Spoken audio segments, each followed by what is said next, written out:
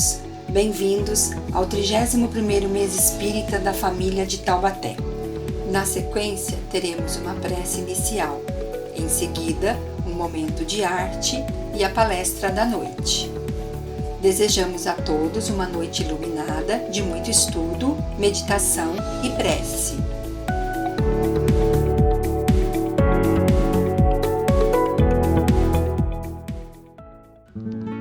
Boa noite a todos. Vamos juntos, unidos em coração e mente, nesta noite de enlevo para os nossos espíritos, rogar ao Mestre Jesus que abençoe o palestrante da noite. Que os ensinamentos propostos sejam doces e tragam força, alento e alegria ao nosso ser. Que todos nós possamos sentir o amor e a luz de Jesus a nos envolver. Jesus amado, Mestre querido, que possamos seguir seus passos em nossa jornada rumo ao Pai, seguindo sempre seus exemplos de entendimento e humildade. Abençoa-nos, Senhor, hoje e sempre. Que assim seja.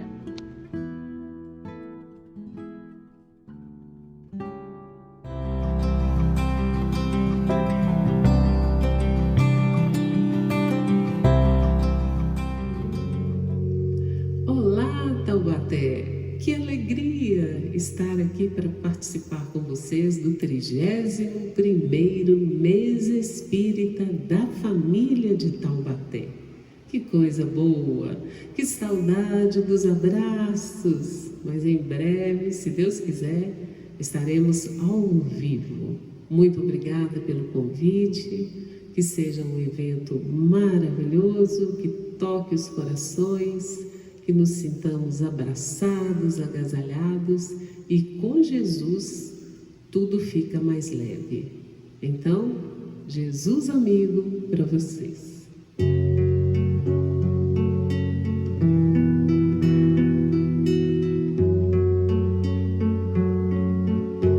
Quanto mais o tempo passa, mais o amor me faz crescer. Esse jeito de viver aqui, aprendendo tanto assim, foi que fez com que eu chegasse perto de você, com amor, ó Jesus amigo. Sou feliz em estar aqui, vamos juntos reviver. Foram tantos tempos por aí, caminhando sem destino e fim. Sei que agora já podemos juntos reconstruir nossas lições perdidas.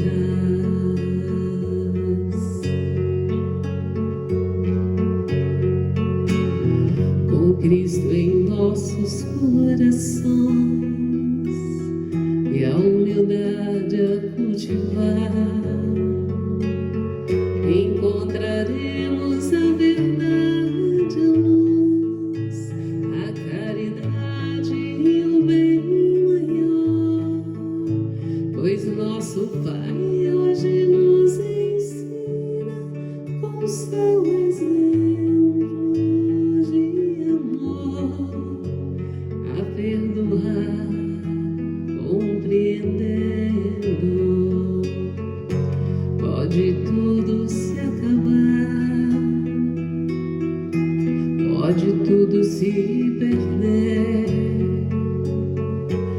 aconteça seja lá o que for, cada dia que passar uniremos nossos pensamentos em favor do irmão que chora, do irmão que sofre.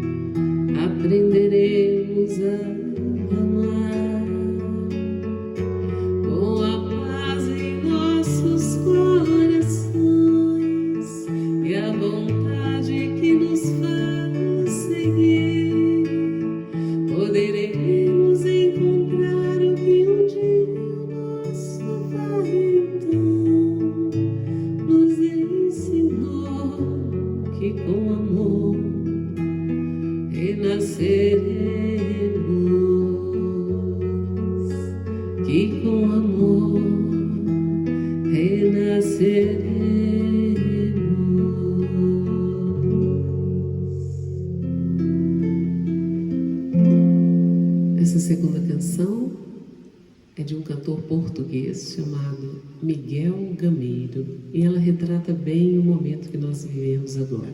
É preciso.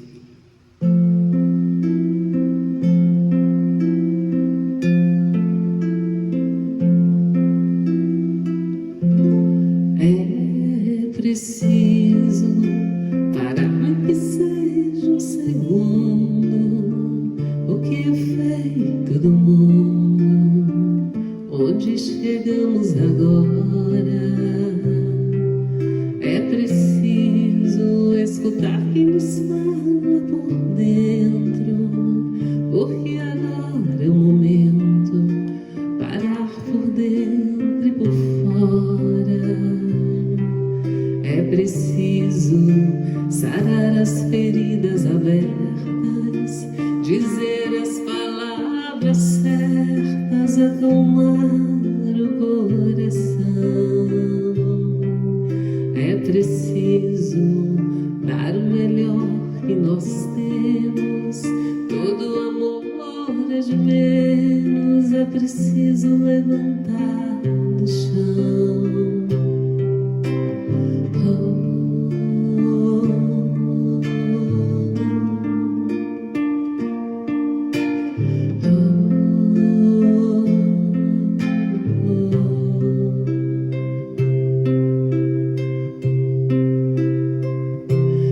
É preciso abrir os braços em par, voltar de novo, abraçar e sentir o calor. É preciso dar esse beijo perfeito que guardo cá dentro do peito. Nós somos feitos de amor. É preciso seguir que o caminho é em frente, fugir não é coisa da gente, é preciso estender a mão. É preciso dar o melhor que nós temos, todo amor é de menos, é preciso levantar do chão.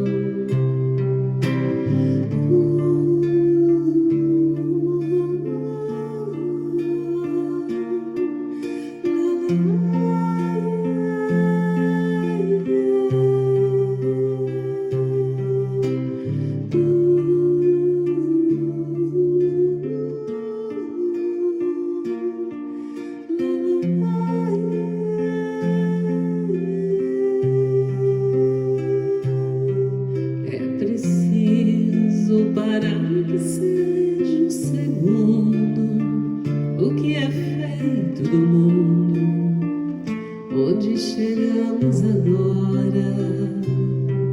É preciso escutar quem nos fala por dentro, porque agora é o momento parar por dentro e por fora. É preciso dar o melhor que nós temos, todo amor é de menos, é preciso levantar do chão.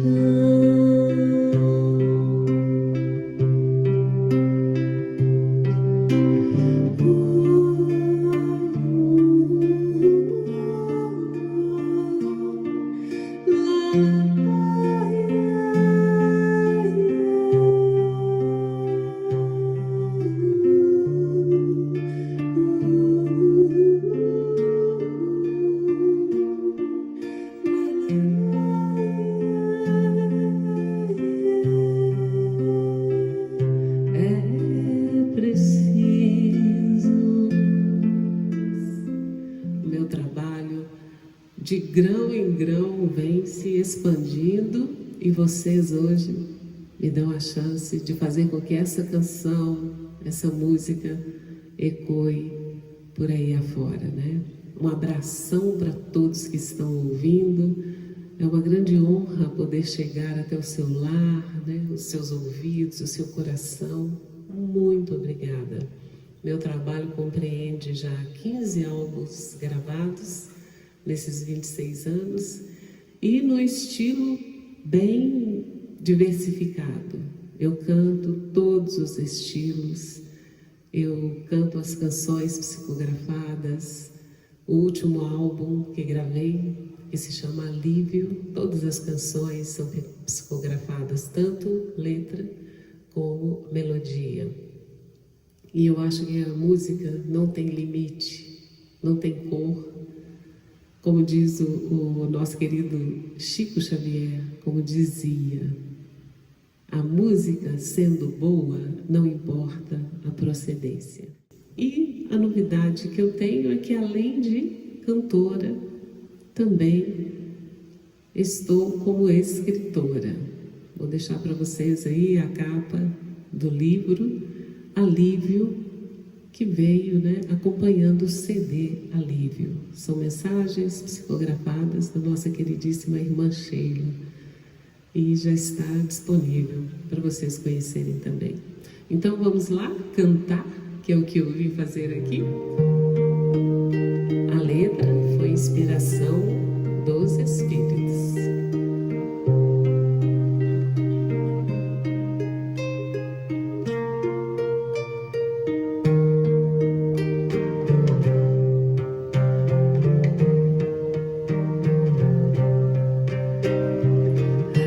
Acredite, estou aqui ao teu lado e vou te ouvir. Venho consolar teu coração. Fale-me do teu sofrer, busque-me, basta querer. Posso restaurar a tua vida. Aleluia,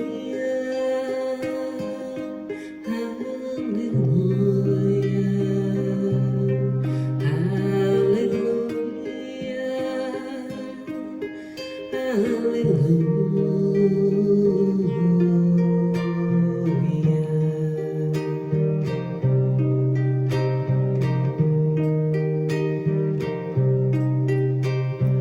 homens fracos creem em mim, toda dor há de ter fim. Sou de Deus e trago a luz ao mundo.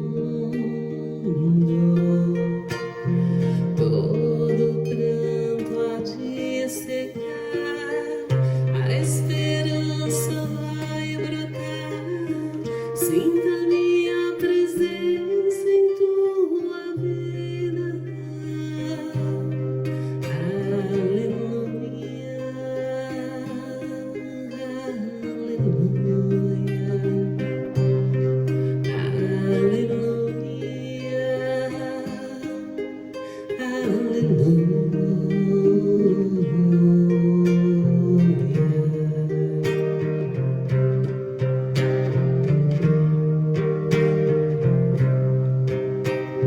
sou Cristo Consolador, mensageiro do amor. Junto a mim encontrarás o abrigo. Nas tormentas e na dor, não desistas, lá estou. Trago a esperança, só o amor. Aleluia,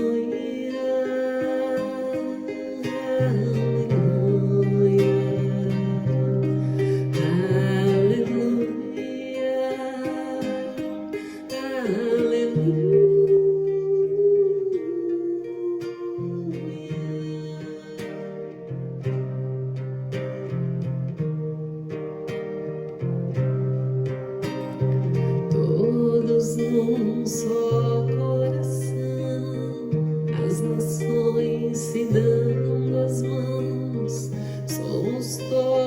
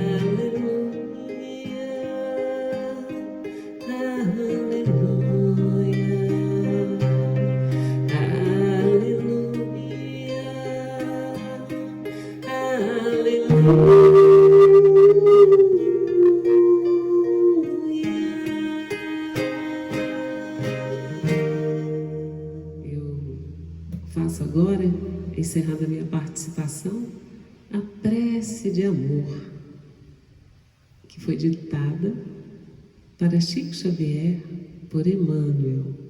Então eu fiz uma adaptação para cantar para vocês.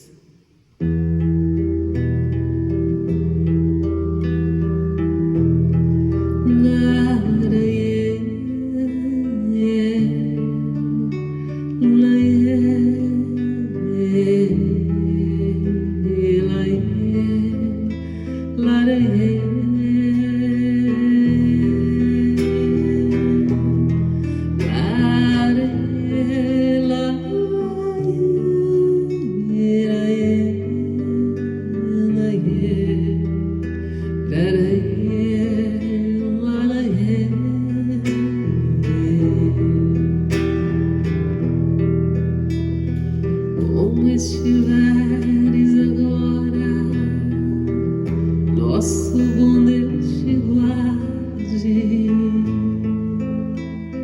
Como estiveres pensando, nosso bom Deus te use.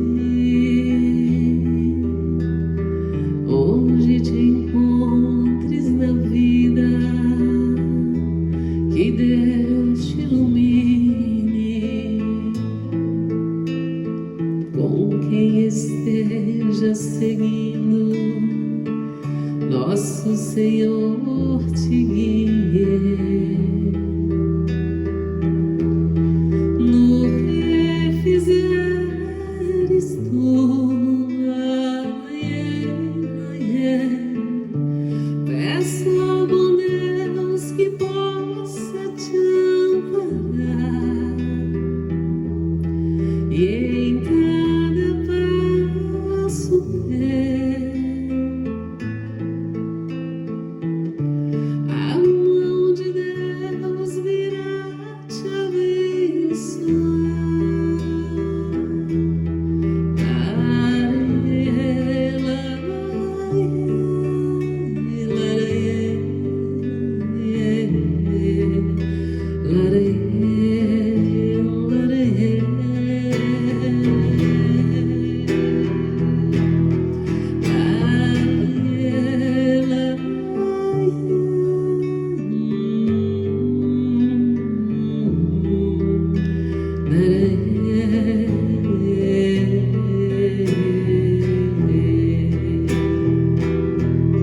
No que fizeres tu, peço ao bom Deus que possa te amparar, e em cada passo teu a mão de Deus virá te abençoar.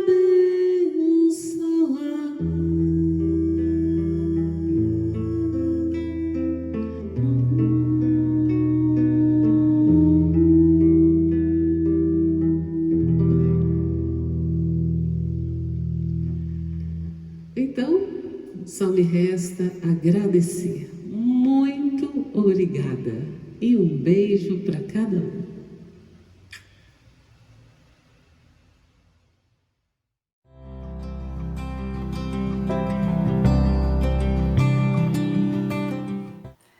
Olá, amigos. Boa noite. Que tenhamos paz e luz nesta noite, onde estamos aqui encerrando o nosso mês espírita em Taubaté. É importante lembrarmos isso porque há tantos anos ele se realiza e neste ano, nesta formatação. Então queremos agradecer o convite, queremos agradecer a todos que nos prestigiaram durante esse mês inteiro e vamos com a nossa contribuição, que Deus permita que ela seja bem positiva para todos nós. O tema do nosso mês foi a família célula máter da sociedade. E este tema é uma expressão da própria Joana de Ângeles em suas obras. Interessante, nós ouvimos Jesus narrado no Evangelho de João, no capítulo 14, versículo 16, quando ele diz: eu sou o caminho, a verdade e a vida. E aí, nós, claro, admitimos Jesus como nosso modelo e guia, e se é modelo é para ser copiado mesmo, a sua vida é para ser copiada, a sua maneira de viver, também como o guia que mostra o caminho, e ele diz: eu sou o próprio caminho. Tudo isso para nós é uma grande certeza. Porém, nós vemos uma palavrinha aí que diz assim: eu sou a verdade. E aí também nós concordamos também com isso, é claro, Jesus é a verdade que veio à Terra para iluminar as nossas consciências. No entanto, nós vemos uma outra fala dele num outro momento, registrado no Evangelho de Mateus, no capítulo 12, nos versículos de 46 a 50, quando ele se encontra pregando num espaço e as pessoas dizem: olha, Senhor, sua mãe e seus irmãos estão aí chamando. E ele olha para aquela direção e olha para aquele povo, e olhando para aquela direção onde está sua mãe e seus irmãos, ele diz: mas quem é minha mãe? Quem são meus irmãos? Parece que Jesus está faltando com a verdade, porque afinal, um dos mandamentos é honrar pai e mãe. A ideia de família sempre existiu, não só a ideia como a instituição, e ele era fiel a tudo isso, sendo o filho primogênito, responsável, então, pela própria mãe, pelos irmãos. Como ele diz: quem é minha mãe, quem são meus irmãos? À primeira vista parece que algo não condiz com aquela afirmativa: eu sou o caminho, a verdade e a vida. Parece que é um convite a negarmos os laços familiares. No entanto, analisando um pouquinho mais, ele diz assim: todo aquele que faz a vontade do meu Pai que está nos céus, esse é meu irmão, minha irmã e minha mãe. Ele está estendendo o núcleo familiar, aquele núcleo biológico, para algo muito maior. Então, qual é a verdade que Jesus está trazendo? O veritas do latim, né, que veio até nós, e que significa a verdade como uma narrativa apenas de um fato observado exteriormente e é usado na justiça como um testemunho, ou aletheia, que é também a palavra que significa a verdade em grego, mas significa algo mais profundo, que é o desvelamento, a realidade, a compreensão. E isso vai além daquilo que os nossos olhos testemunham, mas implica na nossa consciência daquilo que estamos vendo. Ou é a verdade do judaísmo denominada emuná, que significa fidelidade, confiança e honestidade, estendendo ainda ou introjetando ainda mais o conceito de verdade em nós como uma vivência de fidelidade, sim, à família biológica, mas também à família universal que Jesus está pregando. Então percebam que ao longo do tempo e dos povos, esta condição de verdade ganhou uma dimensão cada vez maior e mais profunda. E, portanto, a verdade que Jesus está nos trazendo não é apenas da justiça humana, daquilo que nossos olhos veem, que nossas vidas compartilham, mas é também não é só o veritas, é o aletheia, quando nos chama ao desvelamento, ao cuidado, à compreensão dos fatos, e mais ainda ao emuná, que nos chama à honestidade, à confiança e à fidelidade à lei de Deus. É isso que Jesus nos chama. E é por isso que ele estende o família, que naquele momento diz: os seus estão chamando, ele diz: mas todo que fizer a vontade do meu Pai que está nos céus, esse é meu irmão, minha irmã e minha mãe. É a família universal, que ela reúne todos os seres em um só grupo, que se inicia no clã doméstico.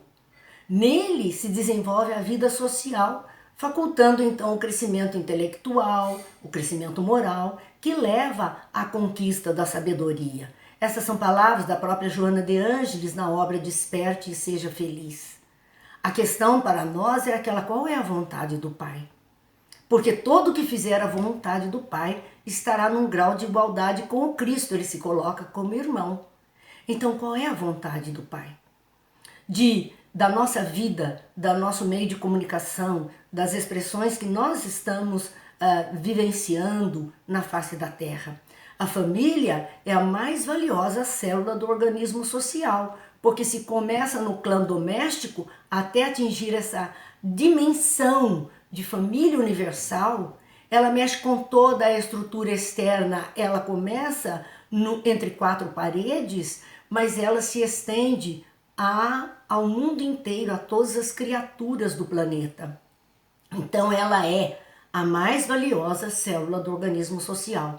Na família se encontram, porém, espíritos necessitados de entendimento, de intercâmbio de sentimentos e de experiências, de forma que o lar, aquele primeiro clã, aquele primeiro núcleo, se faz sempre a escola na qual os hábitos irão definir outro rumo existencial do ser humano. Daí ela ser essa célula que vai interagir e vai interferir e vai dar como resultante uma sociedade diferente. É uma grande responsabilidade este lar que recebe a todas as criaturas. Isso também está em Joana de Ângeles, no Despertar do Espírito, uma obra sua que reflete, e é nesse sentido de despertar o espírito para as responsabilidades do viver, do educar, do acolher, e se estamos num núcleo familiar como espíritos necessitados de entendimento, tem aqueles que ora vão nos entender e tem aqueles que ora nós precisamos entender.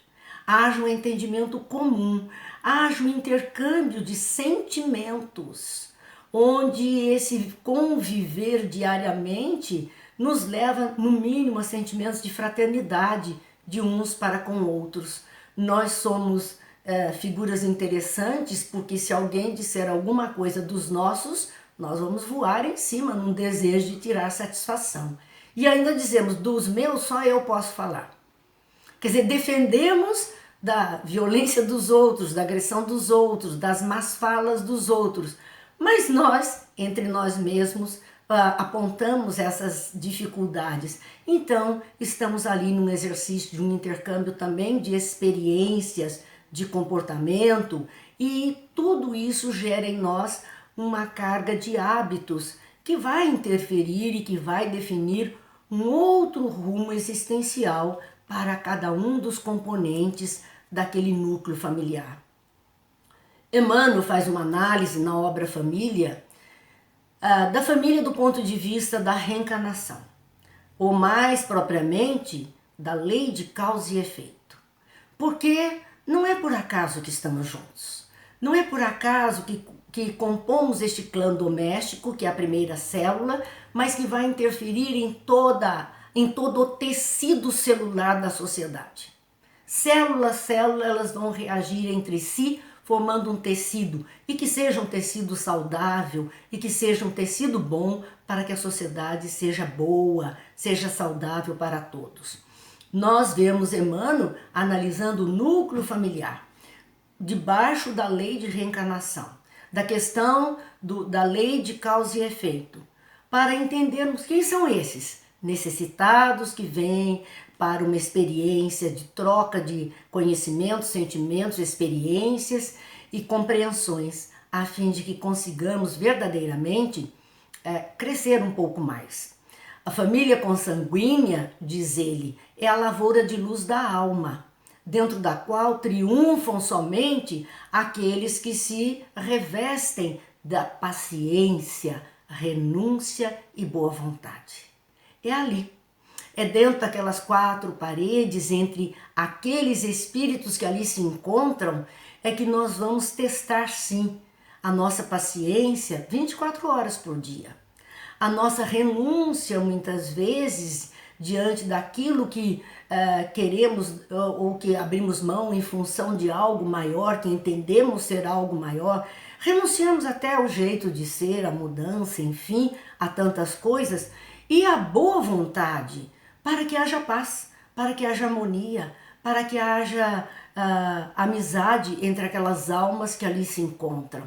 Então, é uma lavoura de luz. Lavoura é uma expressão que nós conhecemos bem, porque é do plantio, do cuidado, da semeadura, do cuidado até a colheita. Essa é a lavoura, evitando ervas daninhas, regando quando necessário, possibilitando sombra ou sol, de acordo com a necessidade daquela plantinha que está ali germinando.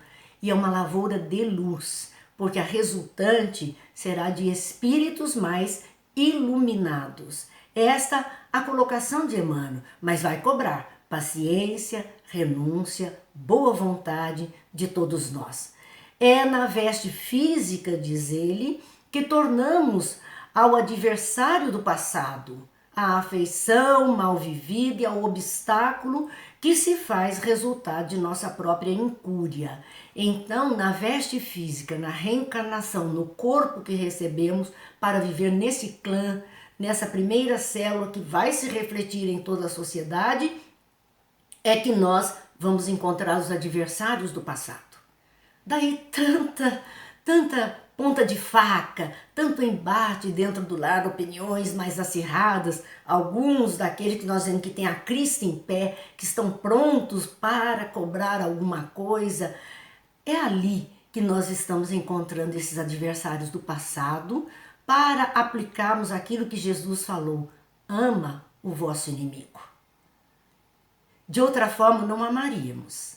Se não viesse como um ente querido, um componente do nosso núcleo familiar, com certeza não amaríamos o inimigo do passado. E a questão da não lembrança desse passado é a bênção de Deus para essa lavoura de luz. Porque assim acolhemos como o ser querido, desvinculado de qualquer ideia de um mal praticado por nós ou por eles, não importa por quem.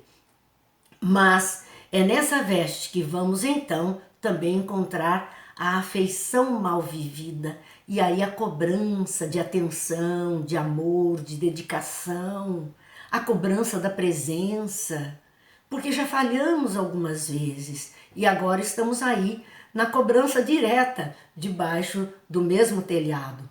E também ao obstáculo que se fez resultado da nossa própria incúria. Nós, muitas vezes, colocamos obstáculos para a aproximação do outro, para a convivência com o outro. E agora vamos quebrando isso, porque está ali, diante dos nossos olhos, convivendo no mesmo ambiente. Emmanuel, em Pensamento e Vida, ele vai falar da família consanguínea entre os homens. Uma análise onde ele diz que a família é o centro essencial de nossos reflexos agradáveis ou desagradáveis, que o pretérito nos devolve. Então, tivemos atitudes, tivemos reflexos de nossas ações, tivemos atitudes no passado agradáveis e atitudes desagradáveis. Hoje, dentro do lar, estão aqueles que sofreram essas nossas atitudes que trazem como reflexo essa vivência agradável ou desagradável e muitas vezes criando confusões dentro do lar, dificuldades de convivência. Nós estamos dentro dessa experiência para sanarmos tudo isso e sanearmos o terreno do amor que muitas vezes nós mesmos dificultamos ou aqueles que conosco estão também dificultaram. Joana, em O Despertar do Espírito, ela diz sobre esta família consanguínea, que era o clã de Jesus, e que ele estendia a todos aqueles que seguissem as orientações e cumprissem a lei do amor que o Pai estabeleceu para todos nós. Então ela diz, laboratório de vivências, de que necessita o ser humano no seu processo de evolução, onde os indivíduos são conhecidos, não podendo disfarçar os valores que os tipificam.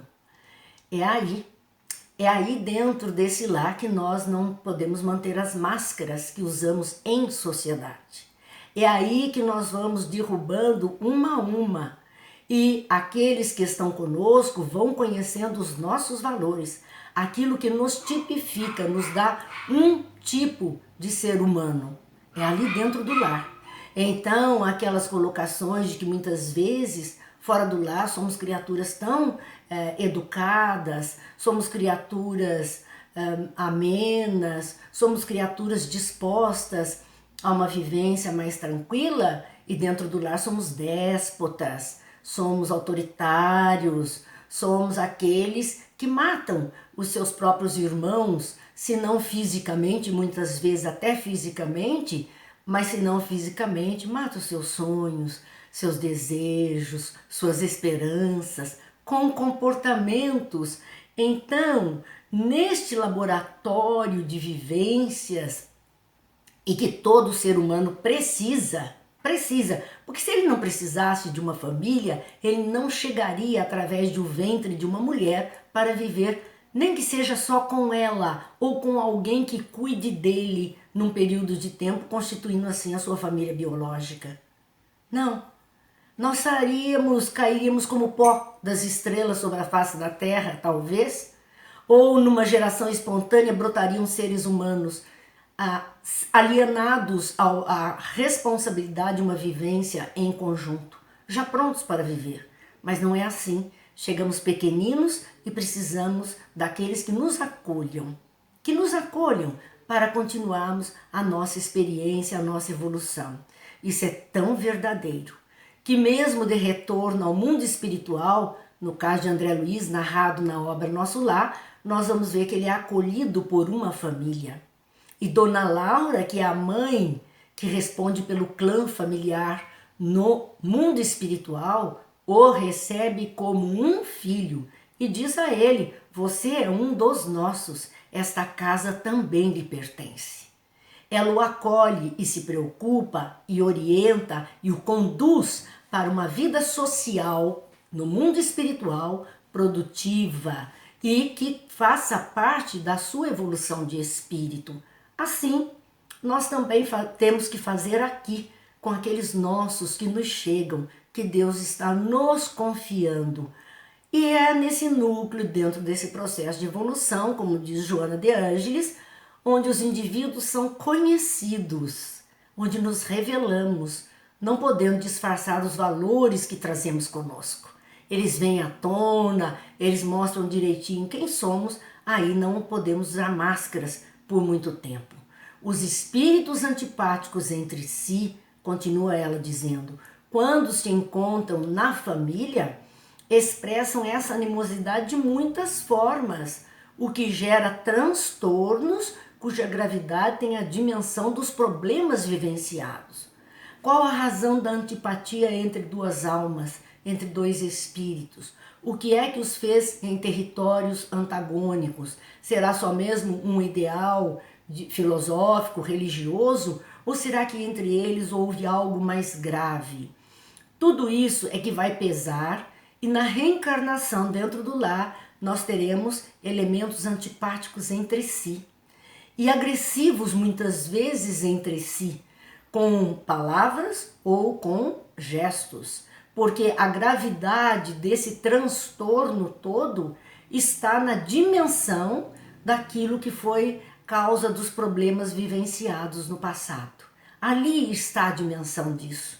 E aí nós começamos a perceber a causa desses desentendimentos em família, mas que precisamos superar, porque essa é a razão de estarmos juntos.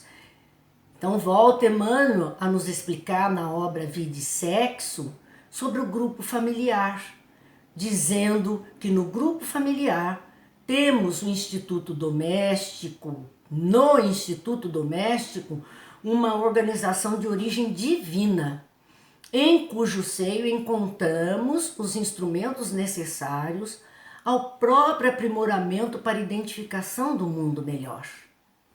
Que coisa fantástica! Porque Deus organiza pelas suas leis, leis de afinidade, leis de reconstrução, pelas leis, lei de amor, de caridade, por essas leis de justiça, de harmonia, é que ele junta aquele núcleo familiar, é que são atraídos para o mesmo ponto aquelas almas comprometidas entre si. Então ele tem uma origem divina Não há um lar na face da terra que não tenha sido organizado, pensado, estruturado pelo mundo espiritual a benefício dos seus habitantes, em cujo seio, dentro desse lar, encontramos instrumentos necessários ao próprio aprimoramento. Quem são esses instrumentos? Ou quais são esses instrumentos? Temos instrumentos da posição social do núcleo, do país, do mundo, da raça, da língua, que servem para o nosso aprimoramento. Dificuldades materiais ou facilidades materiais servem para o nosso aprimoramento. Mas os grandes instrumentos que aí estão e que vão nos obrigar a mudanças muito sérias e rápidas até, são os elementos humanos que estão conosco, para que possamos aprimorar o que? As nossas virtudes. Não se falou em paciência, em tolerância, em renúncia, em caridade? São virtudes. E essas virtudes nós só vamos poder começar a exercitar ali, dentro daquele ambiente. Porque quem não consegue dar conta de 4, 5, como é que pretende sair pelo mundo como um missionário, dando conta de todas as criaturas? Jesus tinha dado conta dos seus e deu até o fim, tanto que se ocupou de sua mãe para que não ficasse sozinha, entregou a João. Ele deu conta dos seus, mas ele deu conta de todos os outros também, para a melhoria de todas as criaturas. E isso, esse aprimoramento que vamos começando dentro do lar, é que vai fazendo identificação do mundo melhor. Nós queremos um mundo melhor para todos, mas o mundo melhor começa na nossa luta dentro do nosso núcleo familiar, da nossa célula primeira, que resultará em cidadãos que vão viver na sociedade fora das nossas 4 paredes. Ele tem que ser trabalhado ali para termos um resultado mais adiante. Diz ainda em Pensamento e Vida, Emmanuel, que laços de elevação e alegria se formam dentro do lar e são tecidos pelo amor louvavelmente vivido. Este amor dedicação, este amor cuidado, este amor zelo, que é cobrado de todos nós, olhar em direção do outro. Mas também algemas de constrangimento e aversão surgem dentro dos lares, nas quais recolhemos os clichês inquietantes que nós mesmos plasmamos na memória do destino e que necessitamos desfazer. Já fizemos tanta coisa nesse passado do qual nem nos lembramos e nem é bom lembrar. Mas estamos ali com a oportunidade de refazer laços, de mudar essas lembranças em construções melhores. Necessitamos desfazer esses clichês pesados que arrastamos à custa do trabalho e sacrifício, paciência e humildade, recursos novos com que faremos novas produções de reflexos espirituais suscetíveis de anular os efeitos de nossa conduta anterior, conturbada e infeliz. Hoje é o dia de começar. Por isso que aquela frase atribuída a Chico, que a gente não tem bem certeza se é ou não é, mas é uma frase verdadeira, onde se diz, se eu não posso voltar ao passado para começar outra vez, eu posso começar agora a preparar o meu futuro. É isto, a proposta de estarmos num lar é essa. Não podemos voltar ao passado para desfazer o que foi feito e que trouxe esses clichês dolorosos para nossas experiências. Mas nós podemos fazer diferente agora, para termos um futuro melhor, anulando aqueles efeitos da conduta anterior que foi conturbada e infeliz, com atitudes melhoradas. Isso é a oportunidade reencarnatória que está nos trazendo. A família é o grupo social, diz Joana de Ângeles na obra Evangelho de Jesus à luz da psicologia profunda. A família é o grupo social, onde o espírito aprimora, aprofundando a sensibilidade do amor. O amor está em nós, porque nós temos o DNA divino e Deus é amor, somos amor.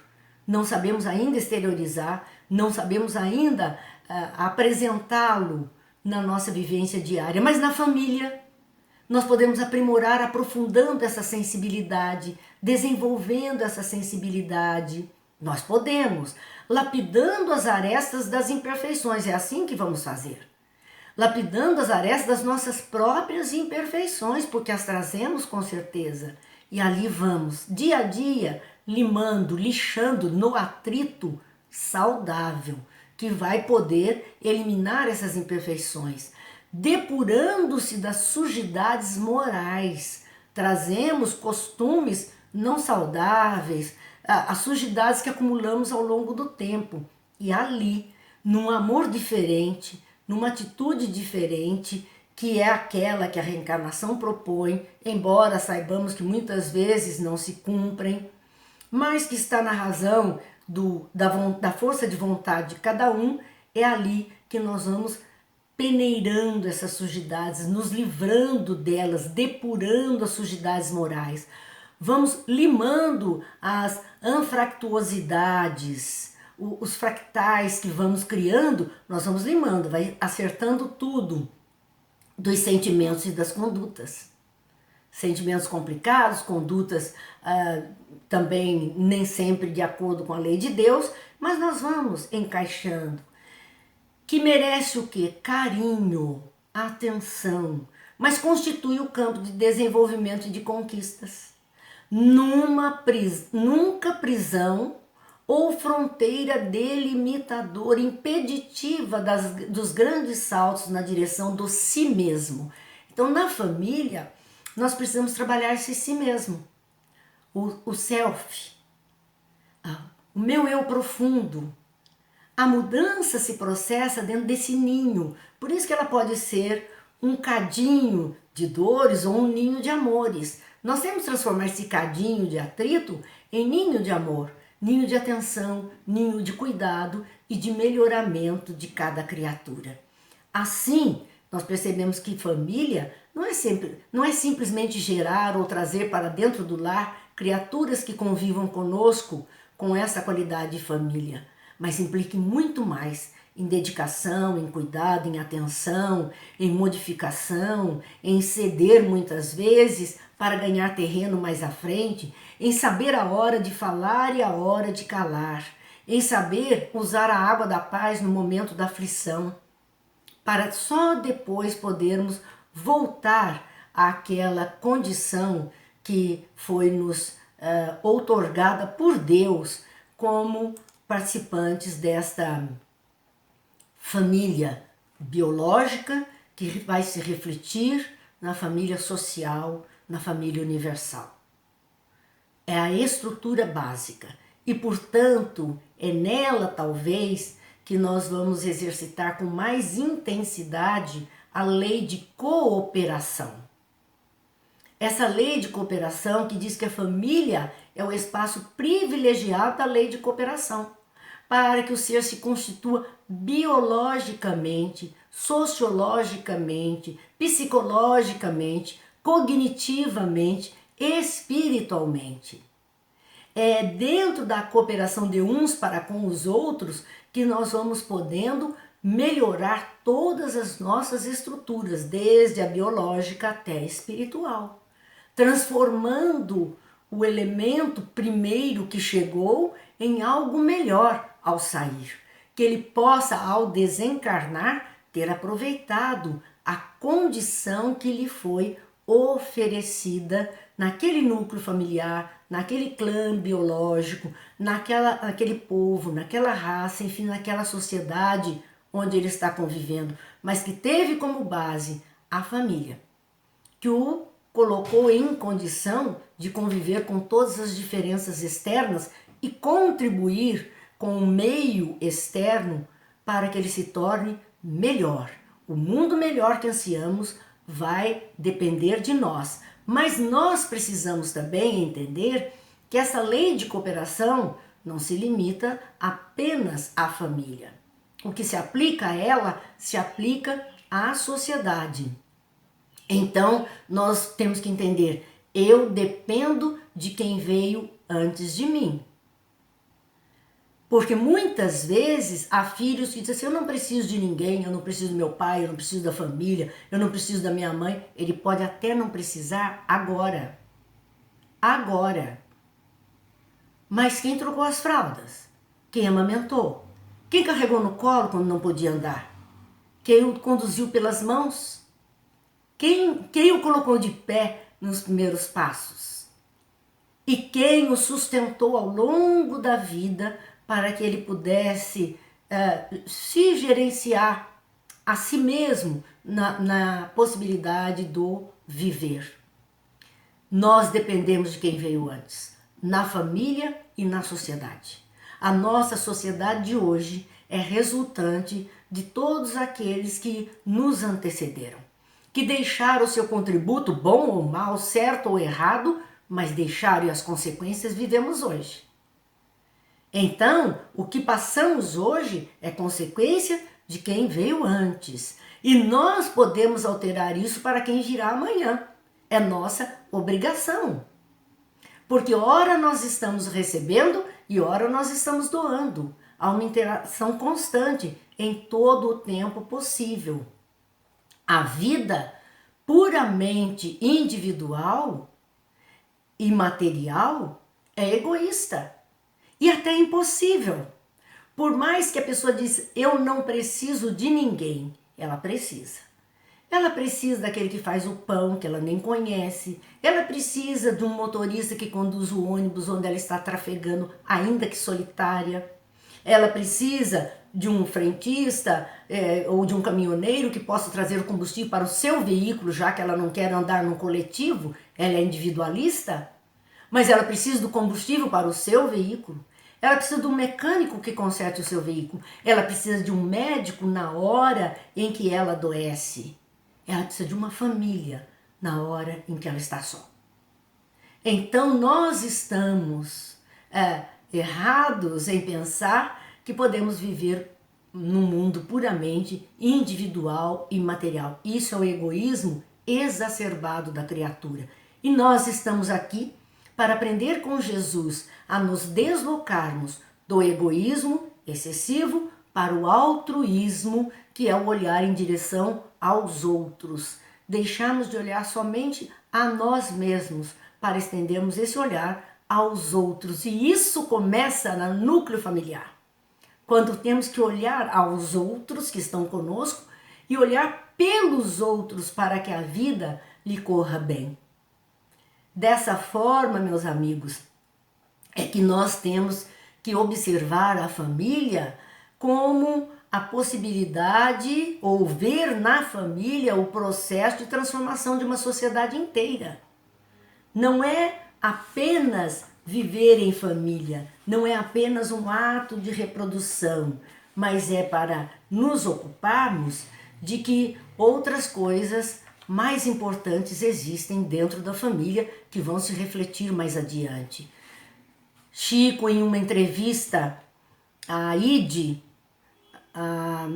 no ano de 2005, ele diz, precisamos agora, seja na família ou na sociedade, da prática de um amor sem limites, de uma tolerância imensa, para que atinjamos um acordo geral de reharmonização e então iniciar uma nova era. Nós falamos e desejamos a nova era. Falamos o tempo todo que estamos em transição para essa nova era, mas qual está sendo a nossa contribuição? E a contribuição tem que ser a partir do lar. Lá no centro espírita é fácil. Talvez na sociedade, vestindo nossas máscaras, seja fácil. Lá onde estamos despidos da máscara, despidos somente dos iguais, dos simpatizantes, que é o nosso núcleo familiar, como estamos fazendo? Precisamos agora da prática de um amor sem limites, de uma tolerância imensa, para que atinjamos um acordo geral de reharmonização, porque Deus fez perfeito, a harmonização sempre existiu, a sua lei é de harmonização, nós saímos dessa lei.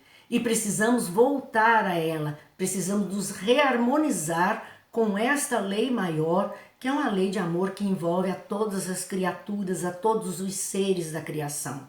Então, voltar a essa reharmonização é o ponto máximo que pretendemos para termos uma sociedade reharmonizada, reequilibrada, desejosa de uma vida melhor para todos. E então, assim, estaremos colaborando para iniciar a nova era que tanto desejamos.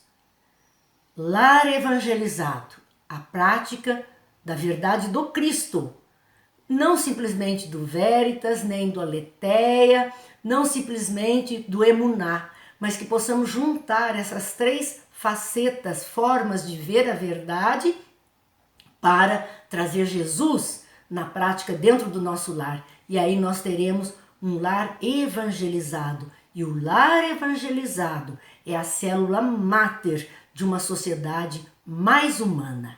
É tudo isso que desejamos. Precisamos trabalhar pelo bem, para o bem, para nós e para todos aqueles que caminham conosco na face desse planeta. Que Deus nos abençoe, que este mês de reflexões tenha sido bastante produtivo para todos nós, que as palavras estejam em nossas consciências para que possamos aplicá-las no dia a dia do nosso existir. Muita paz, muita alegria, muita luz. Que Deus abençoe todas as famílias que conosco partilham da caminhada.